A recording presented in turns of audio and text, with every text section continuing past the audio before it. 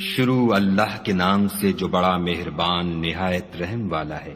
ہم نے نوح کو ان کی قوم کی طرف بھیجا کہ پیشتر اس کے کہ ان پر درد دینے والا عذاب واقع ہو اپنی قوم کو ہدایت کر دو۔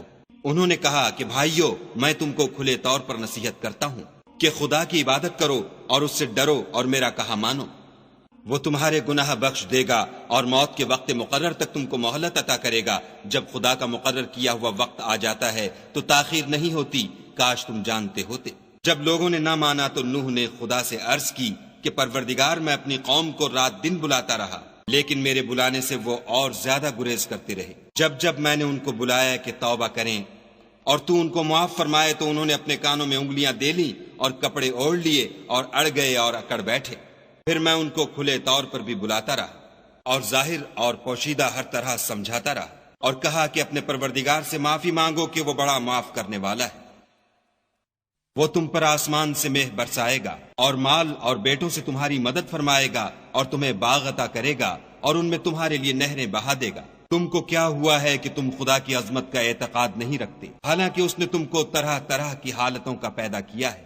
کیا تم نے نہیں دیکھا کہ خدا نے 7 آسمان کیسے اوپر تلے بنائے ہیں، اور چاند کو ان میں زمین کا نور بنایا ہے اور سورج کو چراغ ٹھہرایا ہے؟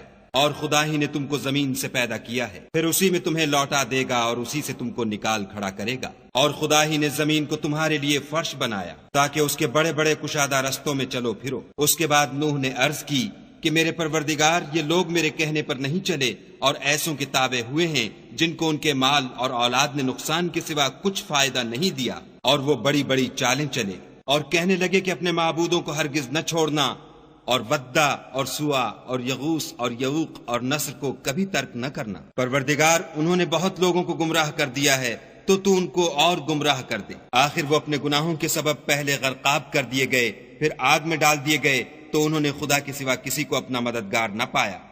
اور پھر نوح نے یہ دعا کی کہ میرے پروردگار، کسی کافر کو روئے زمین پر بستہ نہ رہنے دے۔